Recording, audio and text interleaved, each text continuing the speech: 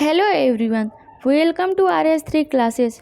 Student, कल हम लोग विश्व भूगोल में महासागरीय धाराएं और ज्वालामुखी भूकंप ये सब टॉपिक पढ़े थे। आज उन्हीं का हम लोग प्रैक्टिस करेंगे और प्रैक्टिस मोस्ट इम्पॉर्टेंट है, क्योंकि प्रैक्टिस करने से यह पता चलेगा कि एग्ज़ाम में कैसे प्रश्न बनते हैं। तो आप लोग इसे ज़रूर देखिए। और चलिए हम लोग क्लास स्टार्ट करते हैं। क्वेश्चन देखते हैं, महासागरीय धाराएँ से कैसे क्वेश्चन बनेंगे एग्ज़ाम में और कैसे बने हैं। तो निम्नलिखित कारणों पर विचार कीजिए। पृथ्वी का आवर्तन, वायु दाब और हवा, महासागरीय जल का घनत्व और पृथ्वी का परिक्रमण। तो उपर्युक्त में से कौन से कारक महासागरीय धाराओं को प्रभावित करती हैं? मतलब ये चारों में से कौन से कारक महासागरीय धाराओं को प्रभावित करती हैं? तो कौन कौन सी हैं? तो पृथ्वी का आवर्तन, वायु दाब और हवा और महासागरीय जल का घनत्व, ये सब महासागरीय धाराओं को प्रभावित करती हैं। यानी ऑप्शन नंबर बी सही हो जाएगा। 1, 2, 3। आगे हम लोग देखते हैं, अधोलिखित में से कौन शीत महासागर धारा नहीं है? मतलब ठंडी महासागर धारा कौन सी नहीं है? तो ये अगुलहास ठंडी महासागर धारा नहीं है। ये कौन सी है? तो गर्मी वाली महासागरीय धारा है। आगे हम लोग देखते हैं, निम्नलिखित में कथनों पर विचार कीजिए। महासागरीय धाराएं, महासागर में जल का मंद व भूपृष्ठ संचलन होता है। मतलब महासागरीय धाराएं महासागर में जल का मंदन, भूपृष्ठ संचलन होती है। और महासागरीय धाराएं पृथ्वी का ताप संतुलन बनाए रखने में सहायक होती हैं।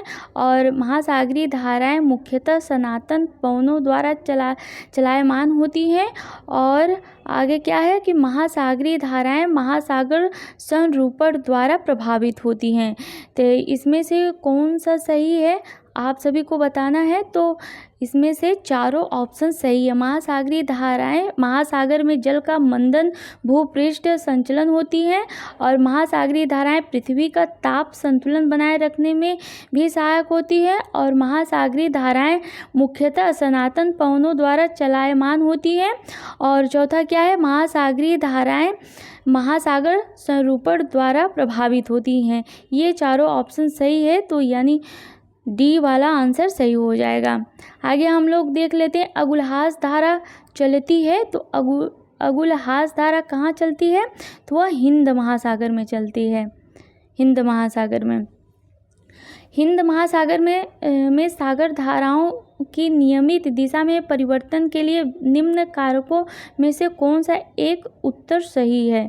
तो कौन सा सही है? तो हिंद महासागर में मानसूनी प्रवाह पाया जाता है। हिंद महासागर में क्या पाया जाता है? मानसूनी प्रवाह पाया जाता है। आगे हम लोग देखते हैं, निम्न में से कौन सी दक्षिण अटलांटिक महासागर की झील शीतल धारा है? शीतल धारा मतलब ठंडी धारा। तो दक्षिण अटलांटिक महासागर की शीतल धारा कौन सा है? तो बेंगुला धारा। ये शीतल मतलब ठंडी धाराएं हैं। और ये सब कौन सी हैं? ब्राज़ील धारा, कनारी धारा, अगुलहास धारा मतलब गर्मी की धाराएं हैं। आगे हम लोग देखते हैं, निम्नलिखित समुद्री धाराओं में से कौन हिंद महासागर की धारा नहीं है? तो कौन सी नहीं है? तो बेंगुला धारा ये हिंद महासागर की धारा नहीं है।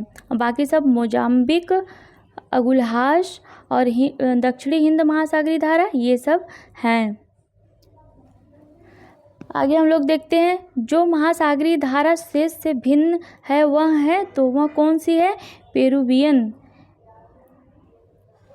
ये सब बेंगुला और ब्राज़ीलियन और दक्षिण भूमध्य ये सब हिंद महासागर की धारा हैं और ये नहीं है। निम्नलिखित में से कौन ठंडी धारा है? तो कौन सी ठंडी धारा है? तो पेरुवियन, यानी इसको हम्बोल्ट भी धारा भी कहते हैं। तो ये ठंडी धारा है।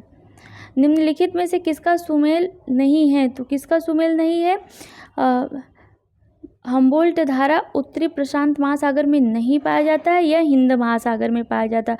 और बाकी ब्राज़ील धारा दक्षिणी अटलांटिक महासागर में, गल्फ स्ट्रीम उत्तरी अटलांटिक महासागर में, और अगुल्हास धारा ये हिंद महासागर में। ये सब सही हैं। गल्फ स्ट्रीम है, तो गल्फ स्ट्रीम क्या है बताना है। तो गल्फ स्ट्रीम है एक महासागरीय धारा है गल्फ स्ट्रीम। आगे हम लोग देखते हैं निम्न महासागरीय धाराओं में से कौन सी प्रशांत महासागर से संबंधित नहीं है। तो कौन सी धारा प्रशांत महासागर से संबंधित नहीं है। तो कनारी की धारा ये प्रशांत महासागर से नहीं संबंधित है। बाकी कैलिफोर्निया, क्यूरोशिया और हम्बोल्ट ये सब प्रशांत महासागर से संबंधित हैं। निम्नलिखित में से कौन गर्म धारा है। तो कौन सी गर्म धारा है। ब्राज़ील की धारा गर्म है। निम्न में से कौन जल लवणता यानी सैलिनिटी प्रवणता को दर्शाता है। तो कौन दर्शाता है सैलिनिटी को। तो हेलोक्लाइन के द्वारा जल की लवणता प्रवणता को दर्शाता है। आगे देखते हैं हम लोग सागरीय जल की लवणता को किसका अधिकतम योगदान है। मतलब सागरीय जल में, सागर के जल में किसकी सैलिनिटी सबसे ज़्यादा है। तो सोडियम क्लोराइड की। अगर आप लोग कल ठीक से क्लास किए होंगे तो ज़रूर क्वेश्चन का आंसर आप लोग को पता हो जाता होगा। लवणता की सर्वाधिक मात्रा किस महासागर में पाई जाती है। तो सबसे ज़्यादा सैलिनिटी कहाँ पाई जाती है। मृत सागर में। और ग्रेट सॉल्ट झील कहाँ स्थित है। तो ग्रेट सॉल्ट झील संयुक्त राज्य अमेरिका USA में स्थित है। विश्व का सबसे गहरा समुद्री गर्त कौन सा है। तो विश्व का सबसे गहरा समुद्री गर्त कौन है। तो चैलेंजर है। चैलेंजर को मैरियाना गर्त भी कहते हैं। सुमेलित करना है महासागर गहरे स्थान तो कौन कौन से हैं, यानी गहरे गर्त को ही गहरा स्थान कहते हैं। तो प्रशांत महासागर का क्या हो जाएगा। प्रशांत महासागर का हो जाएगा। प्रशांत महासागर में मेरियाना ट्रेंच है। और फिर अटलांटिक महासागर में प्यूर्टो ट्रेंच है। और फिर हिंद महासागर में जावा ट्रेंच है। और फिर आर्कटिक महासागर में यूरेशियन बेसिन है। यानी ऑप्शन नंबर बी सही हो जाएगा। आगे हम लोग देखते हैं ज्वालामुखी से सबसे अधिक कौन सी गैस निकलती है। तो कौन सी गैस निकलती है ज्वालामुखी जब विस्फोट होता है। तो जल वाष्प निकलता है सबसे ज़्यादा। निम्न में से कौन विश्व का सबसे ऊंचा ज्वालामुखी पर्वत है। तो कौन सा है। कोटोपैक्सी। पृथ्वी के अंदर पिघले पदार्थों को कहते हैं। तो क्या कहते हैं। मैग्मा कहते हैं। मैग्मा। ज्वालामुखी उद्गार नहीं होते हैं। तो कहाँ नहीं होते हैं ज्वालामुखी का उद्गार कहाँ नहीं होते हैं। बाल्टिक सागर में नहीं होते हैं। बाकी काला सागर में, कैस्पियन सागर में, कैरिबियन सागर में ये सब में ज्वालामुखी उठते रहते हैं। लावा के ठोस होने के फलस्वरूप पृथ्वी के अंदर निर्मित चट्टानों को कहते हैं। तो क्या कहते हैं। जो लावा के ठोस होने के फलस्वरूप पृथ्वी के अंदर निर्मित चट्टानों को क्या कहते हैं। प्लूटोनिक चट्टानें कहते हैं। माउंट एटना क्या है। तो यह एक ज्वालामुखी है। सूची 1 को सूची 2 से मिलान करना है। तो देख लेते हैं। एटना कहाँ का है ज्वालामुखी। तो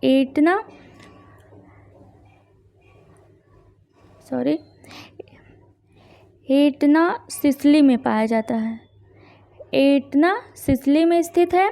और फिर वेसुवियस यह कहाँ है। यह इटली में है। और फिर एरिबियन यह रॉस द्वीप में है। और फिर कोटोपैक्सी यह इक्वाडोर में यानी ऑप्शन नंबर बी सही हो जाएगा। आगे देखते हैं मौना लोआ एक सक्रिय ज्वालामुखी है। तो कहाँ की है। हवाई द्वीप कहाँ पड़ता है। USA में। यूएसए में पड़ता है। निम्नलिखित में से कौन सक्रिय ज्वालामुखी है? तो कौन, कल हम पढ़ाए थे सक्रिय ज्वालामुखी, प्रसुप्त ज्वालामुखी और शांत ज्वालामुखी। तो अगर आप लोग ध्यान से क्लास देखे होंगे तो क्वेश्चन का आंसर आप सबको पता हो गया होगा। तो कौन सा सक्रिय ज्वालामुखी है बताइए? तो कोटोपैक्सी, एटना और फ्यूजियामा यह सक्रिय ज्वालामुखी हैं तीनों, और अकांकागुआ यह सक्रिय ज्वालामुखी नहीं है। तो कौन सा आंसर हो जाएगा? ऑप्शन नंबर डी सही हो जाएगा। अफ्रीका का सर्वोच्च पर्वत शिखर माउंट किलिमंजारो, इससे कई बार क्वेश्चन पूछा गया है। किलिमंजारो कहाँ स्थित है? तो तंजानिया में स्थित है। आगे देखते हैं, निम्न में से किसे भूमध्य सागर का प्रकाश स्तंभ कहा जाता है? मतलब किस ज्वालामुखी को भूमध्य सागर का प्रकाश स्तंभ कहा जाता है? किसे कहा जाता है? स्ट्राम्बोली को। स्ट्राम्बोली को भूमध्य सागर का प्रकाश स्तंभ कहा जाता है। और संसार का सर्वाधिक सक्रिय ज्वालामुखी कौन सा है? तो कौन सा है? किलायु। किलायु संसार का सर्वाधिक सक्रिय ज्वालामुखी है। सूची 1 को सूची 2 से मिलान करना है तो माउंट ये भी ज्वालामुखी ही है। माउंट किनाबुल, अलबुर्ज, अकांकागुआ और किलिमंजारो। किलिमंजारो कहाँ है? तो किलिमंजारो तंजानिया में है। और अलबुर्ज कहाँ है? ईरान में है। और अकांकागुआ कहाँ है? तो यह अर्जेंटीना में है। और माउंट किनाबुल कहाँ है? तो यह मलेशिया में है। यानी कौन सा आंसर सही हो जाएगा? तो ऑप्शन नंबर 4 सही हो जाएगा, मतलब डी सही है।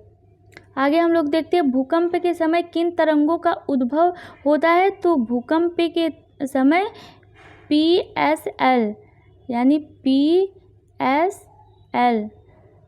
का उद्भव होता है। प्राथमिक, सेकेंडरी और ये जो यल तरंगे हैं इस सब का उद्भव होता है। रिंग ऑफ फायर संबंधित है, तो रिंग ऑफ फायर किससे संबंधित है? भूकंप से, ज्वालामुखी से और प्रशांत महासागर से। जंगल की आग से इससे नहीं संबंधित है। यानी कौन सा आंसर सही हो जाएगा? तो आंसर 1, 2, 3 यह सही हो जाएगा। आगे देखते हैं, पृथ्वी की सतह का वह भाग जिस पर भूकंपीय तरंगों को सर्वाधिक रिकॉर्ड किया जाता है, तो कौन सा भाग है? तो पृथ्वी की सतह का वह भाग जिस पर भूकंपीय तरंगों का सर्वाधिक रिकॉर्ड किया जाता है, कहाँ पर किया जाता है? अधिकेंद्र में किया जाता है।